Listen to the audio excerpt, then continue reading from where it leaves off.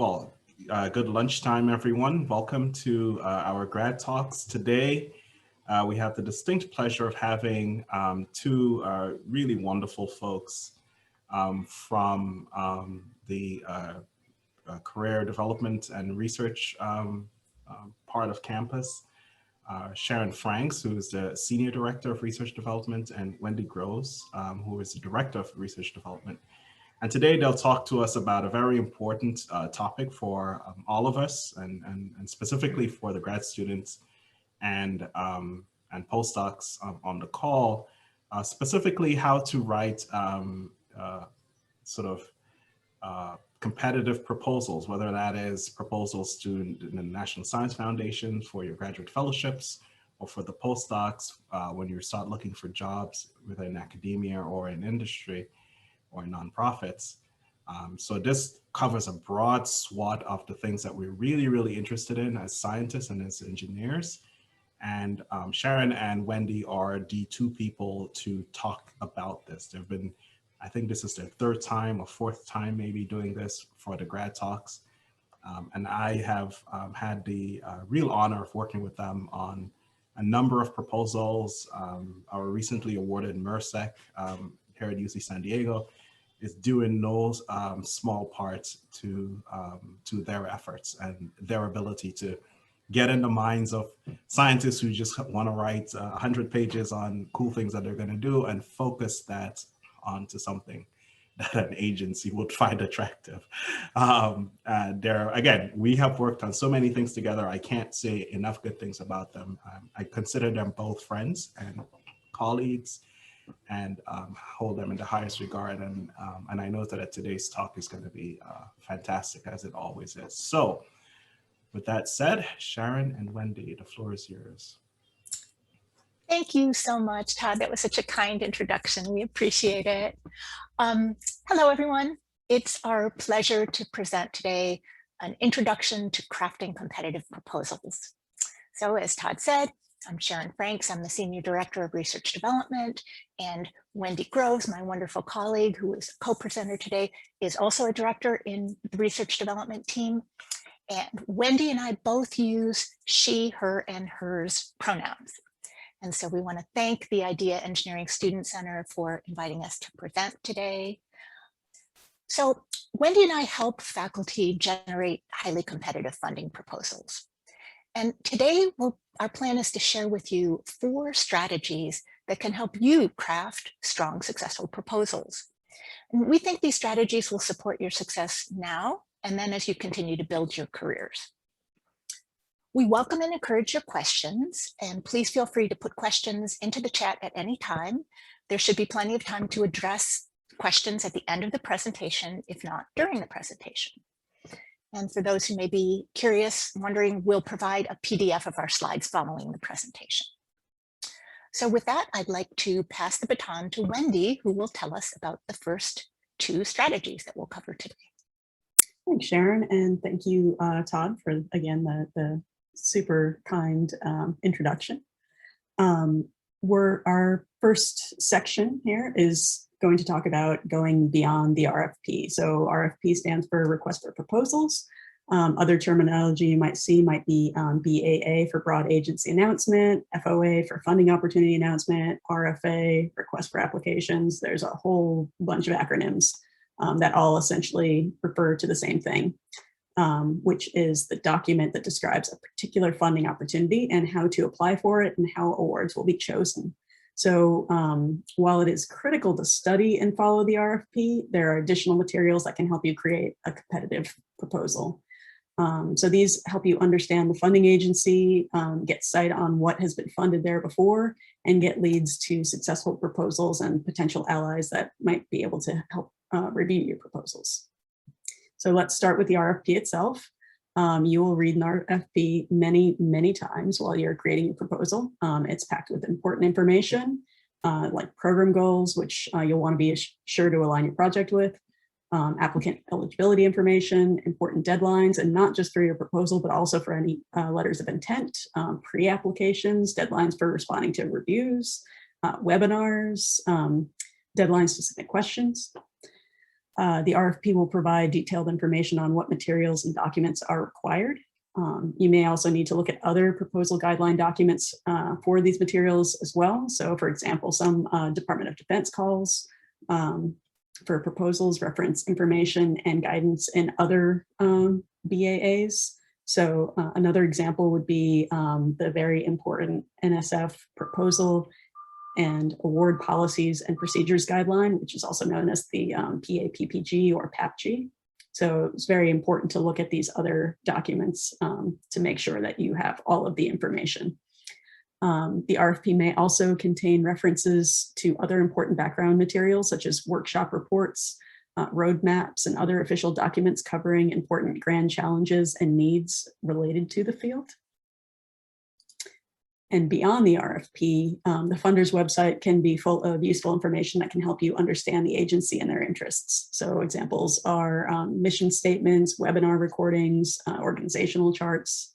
The mission statement can help you figure out if your project would be of interest to the agency, and also how you might be able to tailor or describe your proposed project to be a better fit and more attractive. So an example we have here, I went online to the DOE's Computational Science and Graduate Fellowship Program and found their listed stated objectives, and that can provide additional insight on this particular program's goals.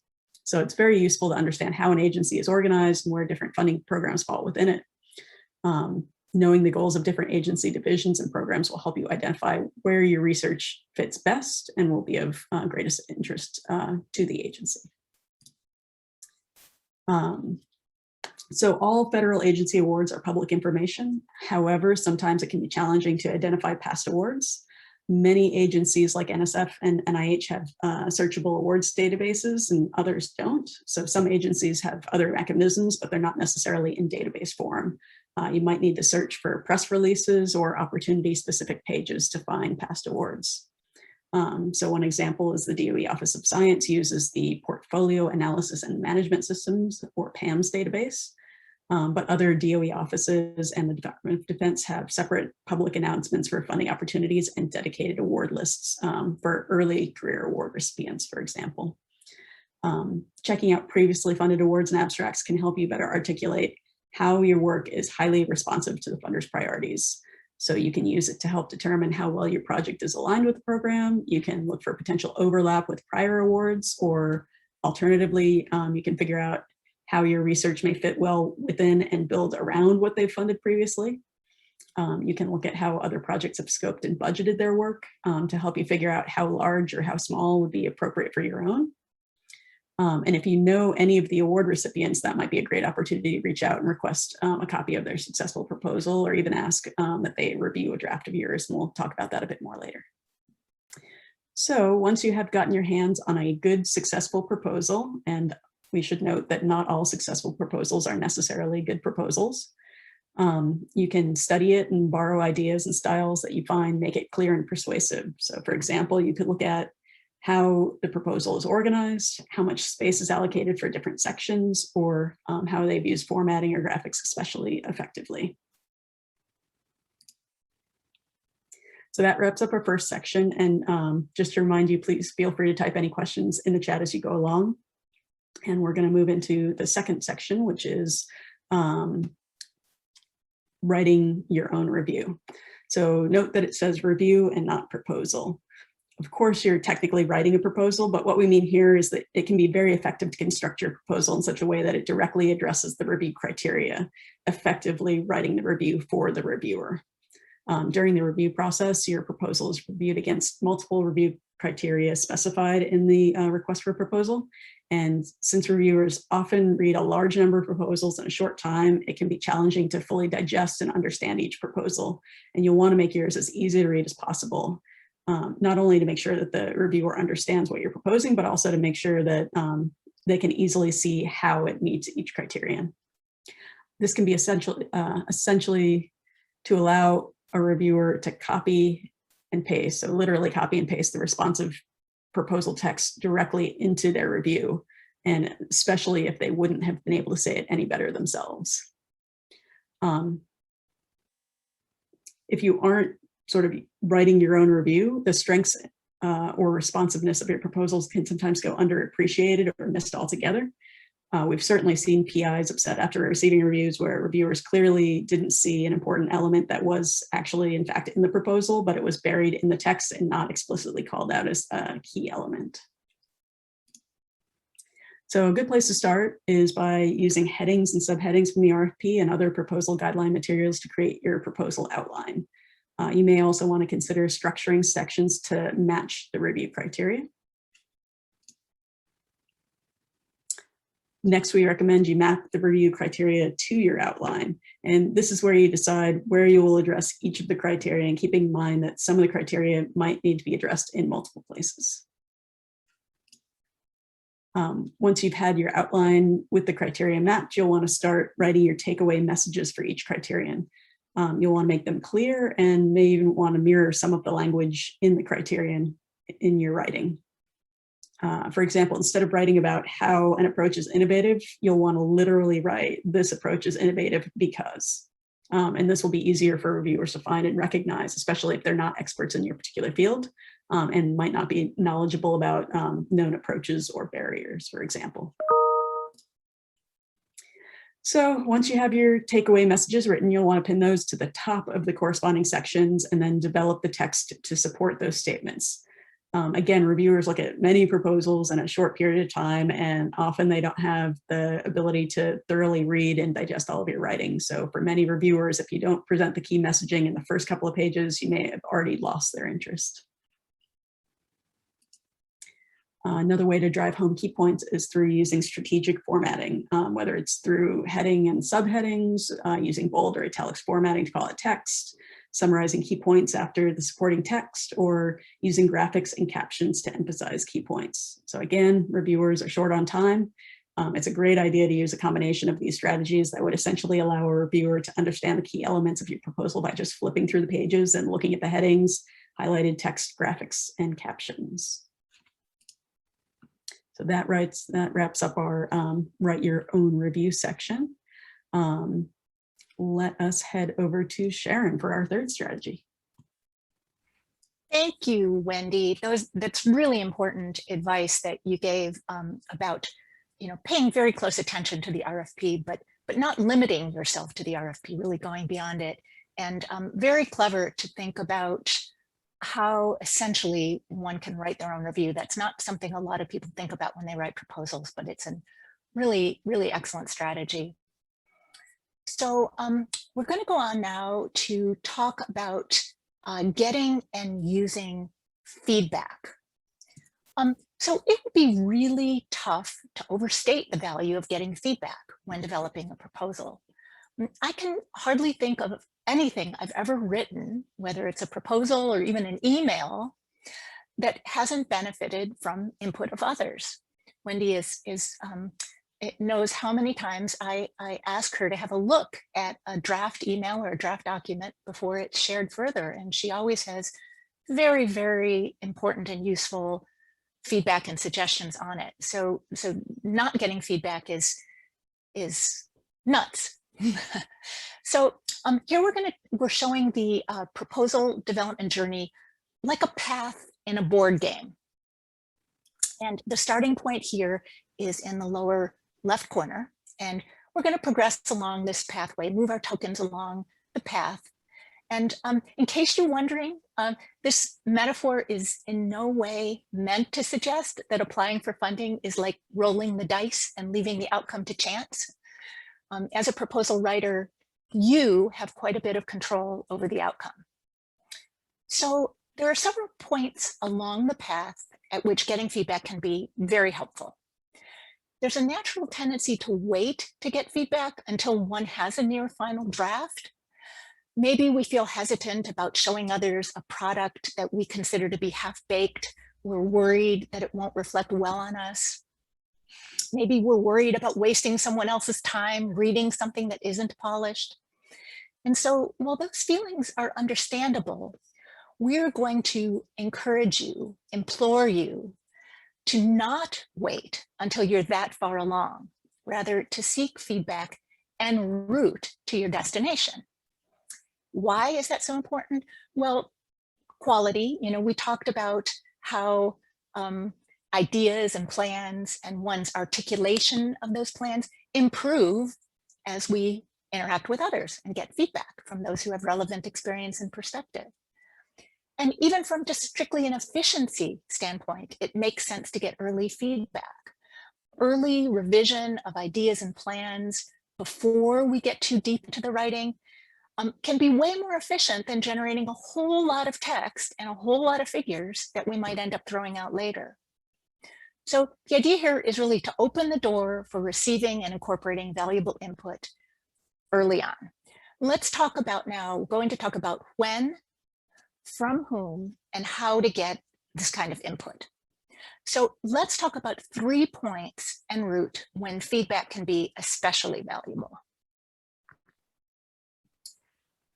The first point is very early on, when we're coming up with our ideas. So this is the time when we're conceptualizing a project.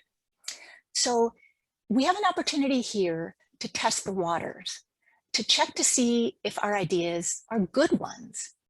And so we might be checking in with others about our ideas in terms of the research questions, in terms of the proposed approaches, and even about potential collaborators, people we're thinking about involving in our work.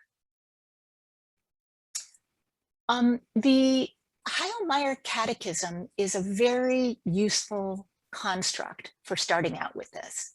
And so what is the Heilmeyer Catechism? It's a set of questions that were developed by a former director of DARPA. DARPA is the Defense Advanced Research Projects Agency. And that was way back in the 1970s. And the purpose of the questions was to help DARPA evaluate proposed research activities. And this set of questions has really stood the test of time, and it can be used very effectively by those of us preparing proposals to almost any sponsor. And so these questions, as you see here in the slide, are, what are you trying to do? We want you to articulate your objectives, and DARPA is specific about that. Articulate your objectives using absolutely no jargon. Okay, how is the work you want to do, how is it done today? And what are the limits of the current practice? What's new in your approach? Why do you think it will be successful? Who cares about this work? If you're successful, what difference will it make? What are the risks and payoffs of what you're proposing? How much will it cost? How long will it take? And then what are the midterm and final exams to check for success? This is essentially what are your success metrics? And so addressing these questions is an excellent way to produce a high-level, one-page concept paper.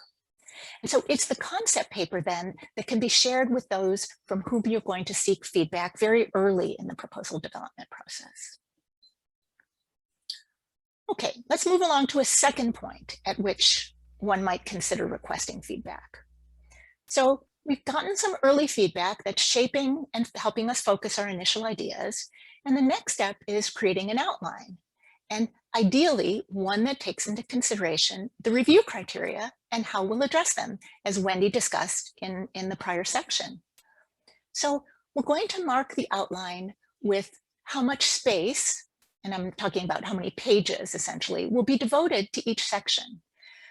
It's a good idea to include notes or placeholders for the graphics.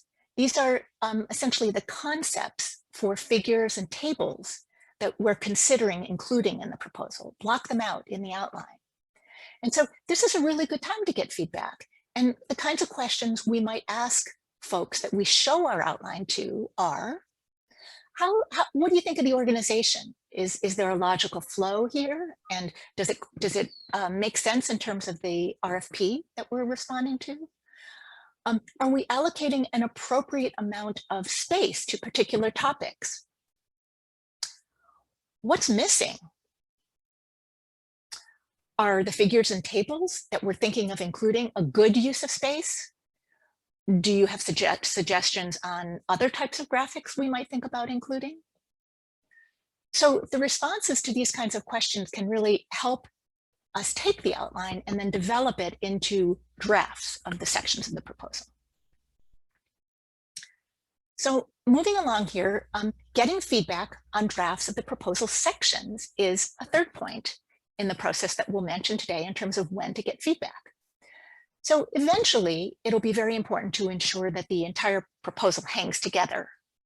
But at this particular stage, it may not be absolutely essential for every draft reviewer to read and give feedback on every part of the draft.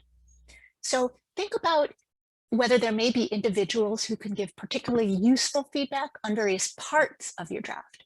For example, the background discussion, your literature review. Maybe you want feedback on your proposed technical approach. You might think about certain kinds of reviewers will give more useful feedback. Maybe you want feedback on your risk management strategy. And so the point here is to consider parceling out sections of your draft to particular reviewers to get useful input. So we've touched on 3 points in the proposal development process when we might ask for input. And there are others, but these 3 hopefully illustrate the main point, which is to emphasize seeking input en route on the journey to producing the final product, which will be your proposal. So now let's briefly talk about from whom we might seek feedback. Certainly one's advisor or other mentors, people on your thesis committee, peers. Peers can give great feedback. Don't limit yourself to your peers in your own research group. There may be peers in other research groups you'd like to ask for feedback. Certainly ask friends, but the caveat there is don't just ask people who will be nice to you and say, great job. You really want to think about people, include people who will be both critical and constructive. In choosing people to review your draft, it's important to have a very good sense of who will actually review the final proposal once it's submitted. So in some cases, the reviewers might be people who have very deep technical expertise in our own field. But in other cases, the reviewers might have broader, more diverse expertise and perspectives. So they're not experts in our field, and how we write for them is going to be different than the way we would write for people in our field. So whenever possible, choose the draft reviewers who are representative of who you think will be the actual reviewers. And sometimes the RFP actually explains the review process and gives insight into the types of people who will be reviewing the proposal. In some cases not. It is a perfectly reasonable question to ask a program officer or a sponsor about the review process. In other words, what kinds of people with what expertise will be expected to review these proposals. So we've talked about when and from whom to seek input. Let's touch on briefly how one should go about getting feedback. So for the how, advanced planning is highly, highly advisable. Why? Because we're going to get way more useful feedback, and we're going to demonstrate respect for others' valuable time if we avoid asking at the last minute or in other ways rush the process of getting feedback. So ask potential reviewers far in advance far in advance of when we want to give them something to review.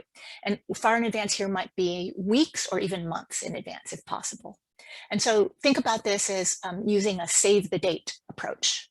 I expect to have a proposal draft ready by a certain date. So when inquiring about folks' willingness and availability to review, tell them when you'll be sending them the material and tell them by when you would like to receive their feedback, so they might be able to plan accordingly. And doing this will also keep you on track because you will naturally feel accountable for delivering the materials on time. All right, so in wrapping up this section, we would just like to point out that getting feedback is attached to its reciprocal, which is giving feedback. So just as you will likely appreciate input from others, be generous in spirit about offering your feedback on your colleagues' draft materials. They will appreciate you, and you will have valuable opportunities to see how others craft their proposals. You might even be able to borrow some of the ideas you see about how they've organized, structured, and formatted their proposals. All right, so our fourth strategy that we'll be discussing, fourth and final strategy that we'll be discussing here today, is standing out from the pack. So why is this important? Well, as Wendy mentioned, any reviewer or review panel certainly may read dozens of proposals. So the people who are reviewing will naturally be comparing proposals. And so you want yours and its many strengths to really stand out, to be memorable, and to float to the top in those discussions of which proposals really should be funded. Some of you may have read or be familiar with Malcolm Gladwell's book, The Tipping Point. There's a discussion in that book about the stickiness factor. And the idea is that messages that are sticky, that are memorable, have lasting value, have a greater impact than those that are not sticky. And so we're aiming to embed stickiness in a proposal that will help it rise to the top. So here on the slide, we have a pack of beloved dogs, and you may have had an inkling from prior slides, seeing the dog sleeping under the desk of the person working on the proposal, or the cat perched on the desk, that we like animals. We especially like dogs. And each of these dogs, each of these breeds, has their own delightful qualities. So let's imagine them as applicants to a particular funding opportunity. Let's start off with the Golden Retriever, which is the most wonderful of dogs, in my completely unbiased opinion. In order to win Best in Show, this lovely, friendly pup must distinguish himself from the competition. So what are his distinguishing features? You can tell this is a him, by the way, because the dog has a sort of mane of fur. Golden Retrievers have that mane. It might be, for the dog, it might be the silkiness of his fur. It might be the frequency and vigor of his tail wag. It might be his exquisite mouth-eye coordination in games of fetch. In the case of you as an applicant, what makes you stand out? It might be things like your particular combination of training or job experience. It may be your publications in a particular area. It could be an approach that you pioneered. It could be your track record and demonstrated ability to collaborate across disciplines.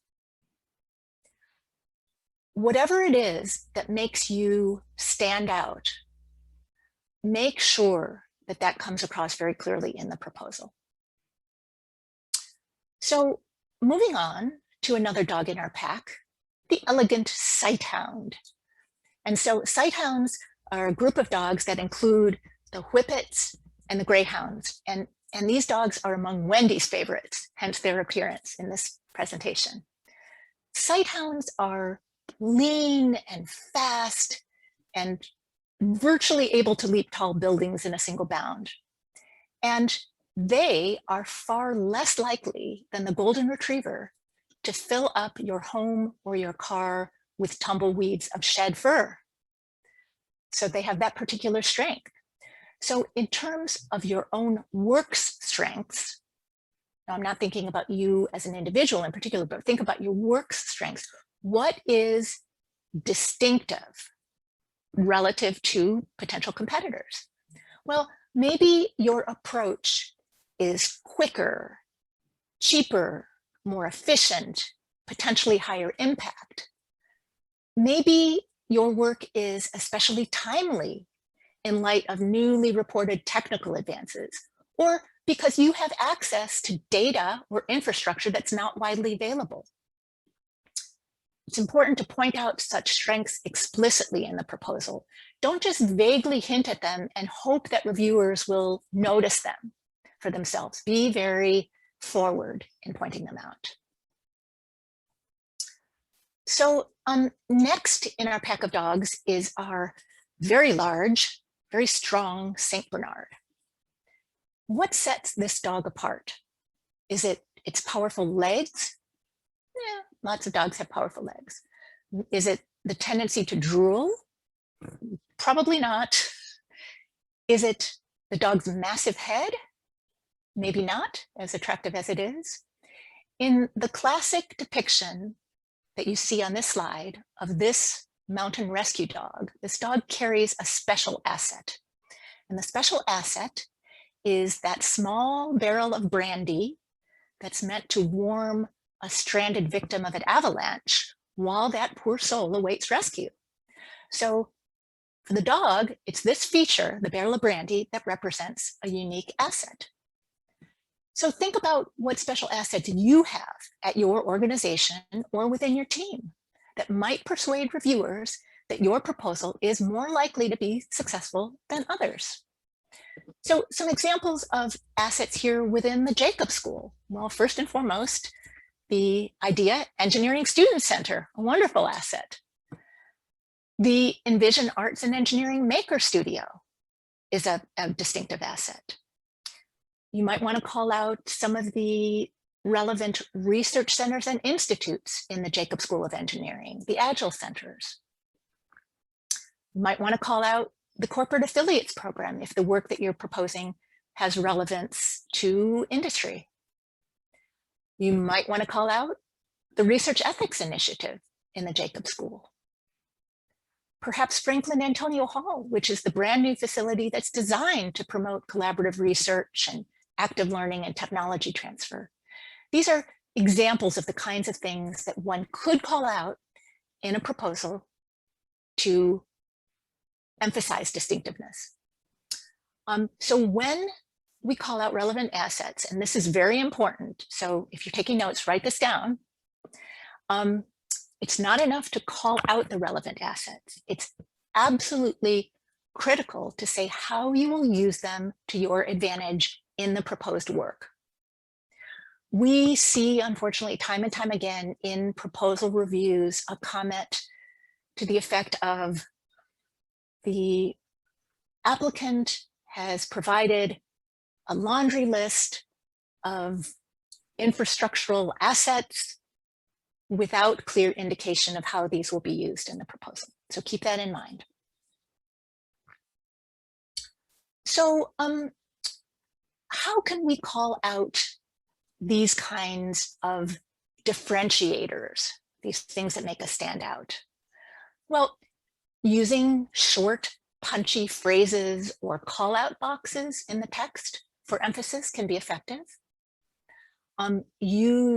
We recommend using very clean, point-making, memorable graphics, perhaps like the ones in this slide.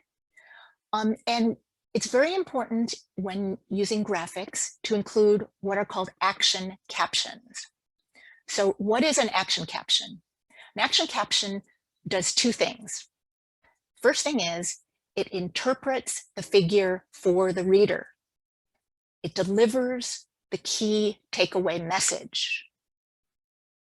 Second thing an action caption does, it ties directly in to making the overall case for why the proposal should be funded. So let's illustrate here with an example. So this figure here that you see on the right is one that Wendy created, and it's a genius figure. It shows a fictional, dog-friendly instrument that has the clever acronym BONE, and you can see its bone shape. BONE stands for Bidirectional Optical Nanosystems Enclosure. And as we said, it's a fictitious instrument. It's not real. Don't Google it. A weak caption for this figure would say, "This is my instrument, the bone." Okay. What would a stronger action caption look like? Here's what it could say. It would say, The bidirectional optical nanosystems enclosure, or BONE, developed in the Franks lab, provides 1,000 times the resolution of conventional instruments and unprecedented capability to detect squirrel residue at ultra-low concentrations. What makes that caption better than the "this is my instrument" caption is that it very clearly says what's special about the bone, that my lab invented it, it's quantitatively superior, not by a little, but by a lot, 1,000 times better than conventional technology. And it says how specifically the capabilities are potentially transformative in the detection of squirrel residue, which dogs care about even if we don't. So the takeaway message here is to use action captions to highlight very compelling differentiators that will strengthen your proposal. So in our last slide, we, one more please, Wendy. We would like to say a special thank you to Sinai Kota, who invited us to present this time and in previous years, to Todd Pascal for hosting and moderating today, for all the folks in the Idea Engineering Student Center for all the wonderful things that they do, to Yi-Shun Wu, the graphic designer in the research development team and the artistic genius who created our slides, and to all of the dogs and the cat in the research development team who help keep us sane and in good spirits. And so with that, we thank you for your attention, and we would like to open things up to questions or comments from anyone.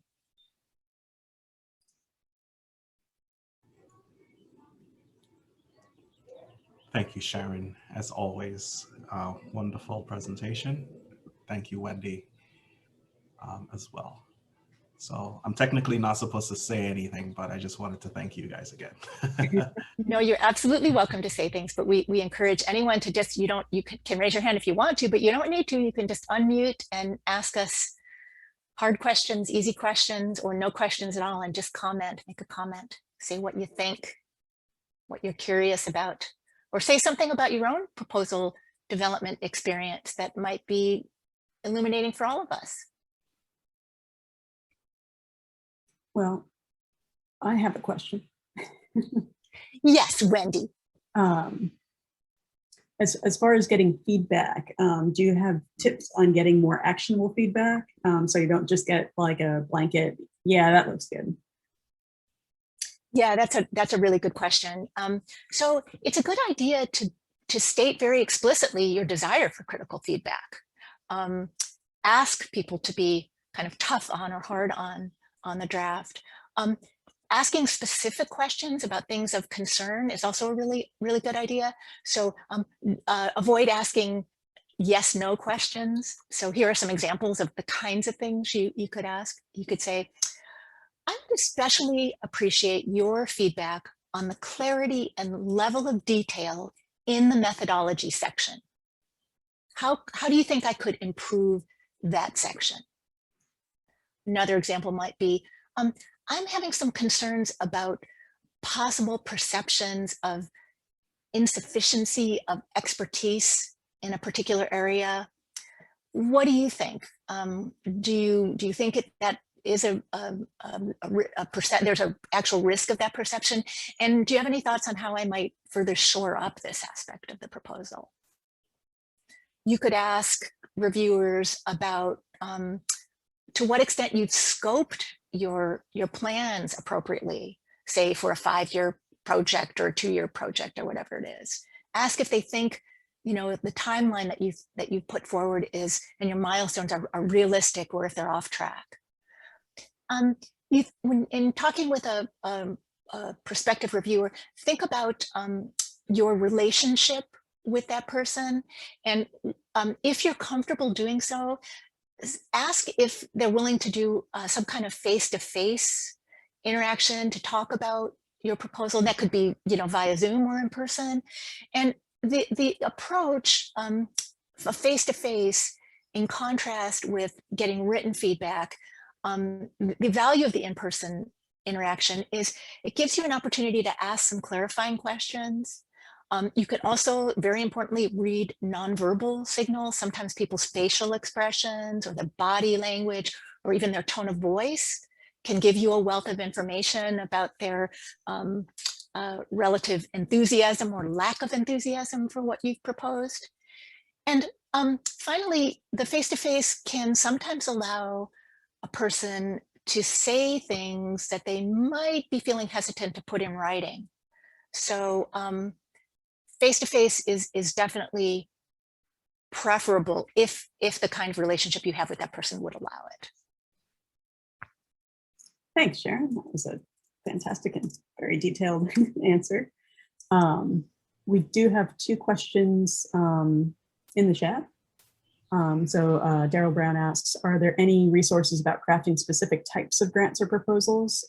Or is there a database of prior successful grant proposals that grad students can access? The first question, there are a ton of resources about different types of grants or proposals. We do in our office have a SharePoint site that has a large number of resources. One of the, and we do have some of them grouped by agency, which is helpful for specific early career funding opportunities for sort of when if you do become a faculty member.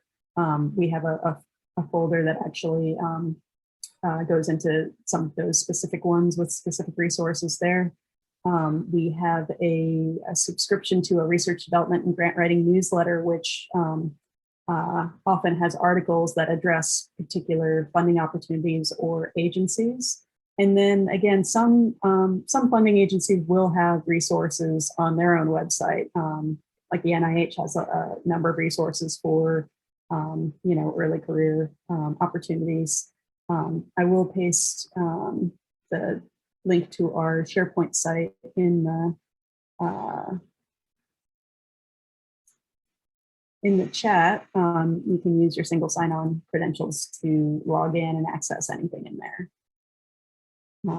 This is just in particular the research and development and grant writing news letter, which you can expand the file system and do a search if you're looking for a particular agency.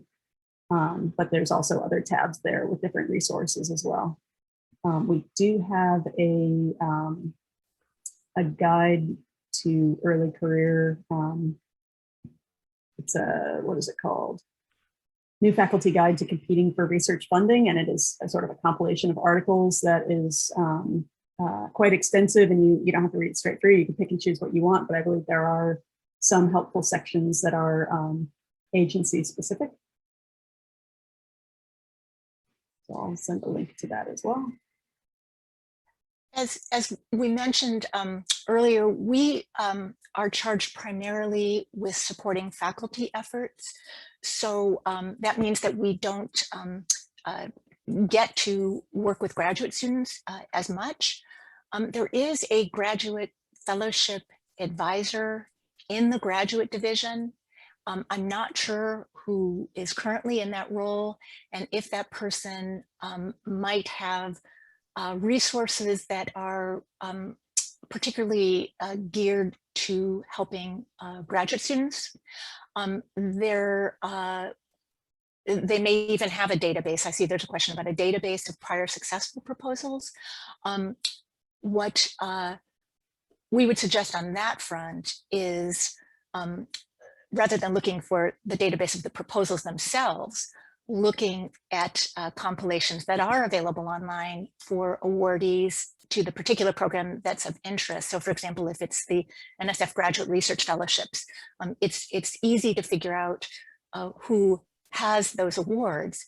And then the best strategy at that point is contacting those individuals directly and selectively to inquire about their willingness to share a proposal or talk with you about their their process. Yeah, with regard to proposal databases, I found, like, for example, NIH does have some sample proposal sections and things like that, but I find that oftentimes they get very out of date, and I feel like there's been a fairly significant amount of change in some of the agency requirements or focus over the past 5 to 10 years. So if you're looking at something that's more than 5 years old, it may be missing critical parts, or it may be less relevant in how it addresses things like equity, diversity, inclusion, that sort of stuff. So I think the advice to go and look at the awards database of who's been awarded and pick awards that have been made more recently is going to be more helpful, even though it is maybe a little bit more legwork and a little bit more uncomfortable. Yeah, that's a really good point. If all you can get are some that are older or out of date, just as Wendy said, be sure you don't just sort of follow the content and organization structure blindly. Always refer back to that RFP. But those proposals, even though they may not be quite up to date in their full content, they still might be helpful in terms of illustrating very evocatively what good persuasive writing looks like and how to build your case so they can still be valuable. Looks like Daryl is asking, do we have any experience with NIH's diversity supplement to a funded R01 grant? So the supplements are submitted not by the trainee, the student, but they're submitted by the PI of the award.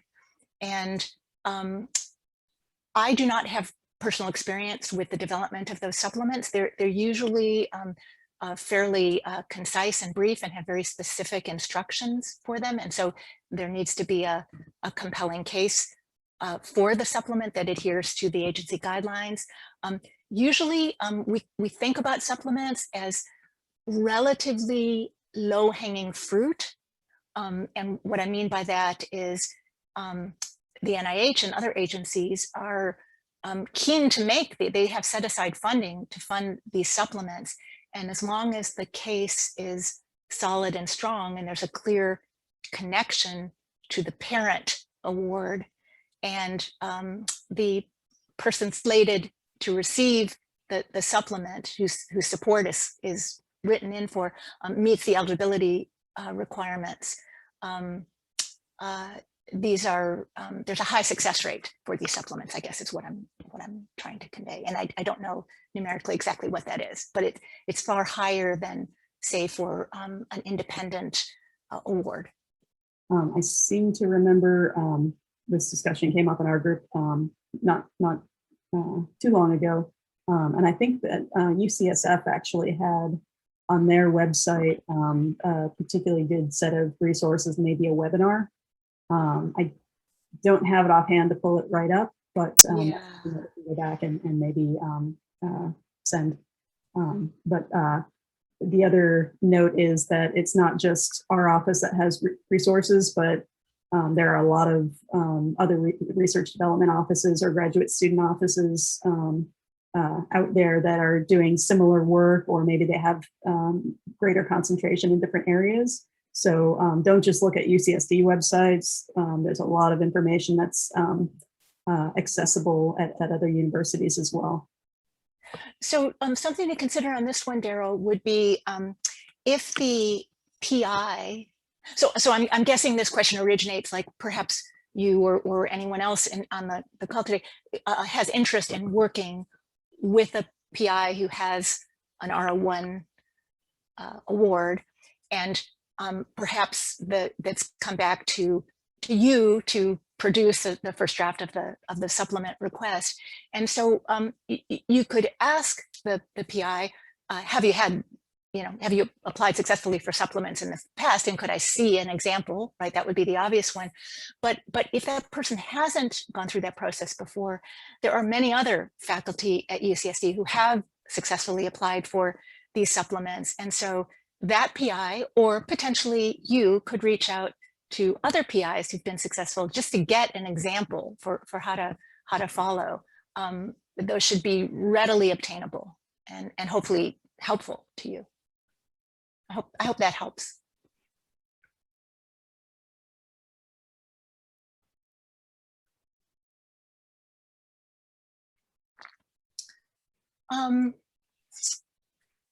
Since we have been talking about approaching people to ask for stuff,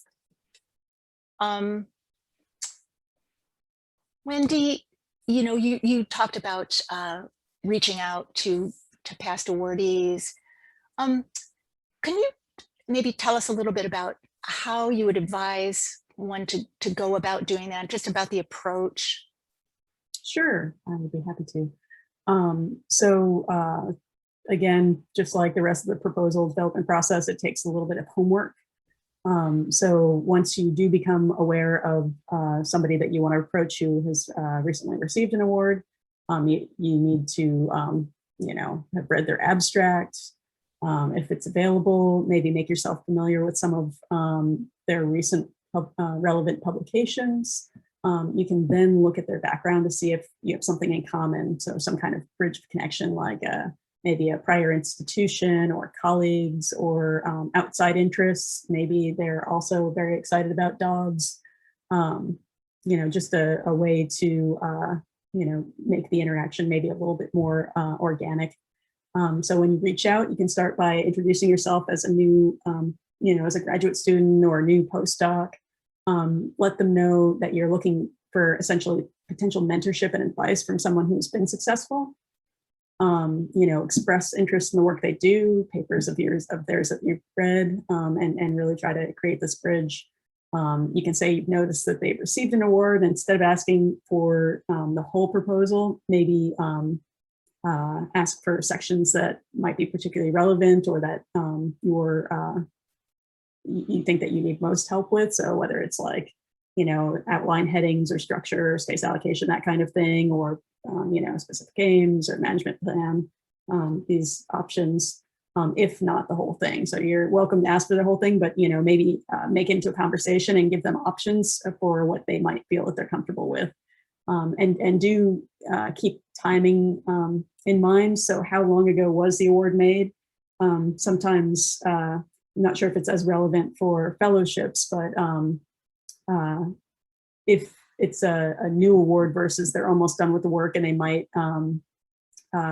consider you a potential competitor for, you know, additional funding rounds, they may be more or less willing to share a whole proposal. So giving them options is a good way to handle that.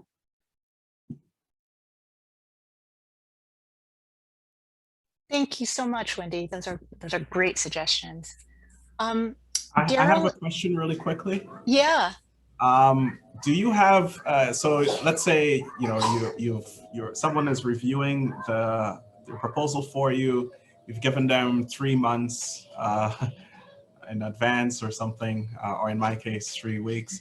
And how, in terms of reminding them about the proposal, what, in terms of frequency, what would you suggest in terms of that?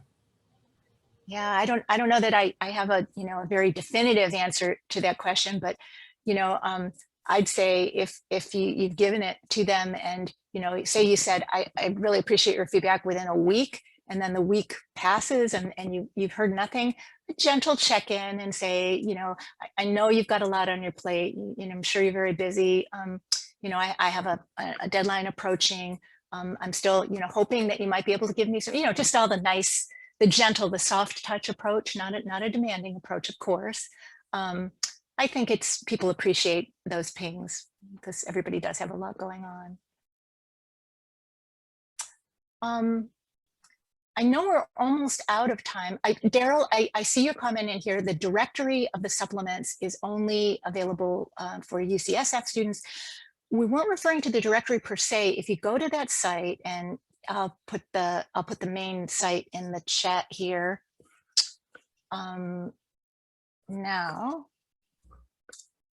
go to that site, and then you work your way down. There are recorded events. There's a presentation slide deck about diversity supplements, getting to know diversity supplements. That looks like it's a presentation slide deck that UCSF put up, and that is accessible. And the recording of another event, well, I guess it's also a UCSF event, is available. So again, we're not looking for the specific examples from UCSF, which they might understandably not want to make more broadly available, but the supporting materials, the guidance materials should be available. Let us know if you have trouble with that.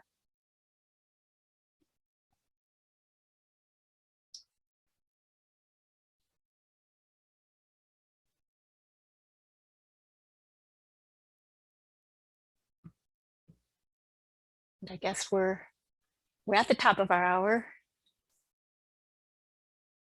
Thank you so much. Our pleasure.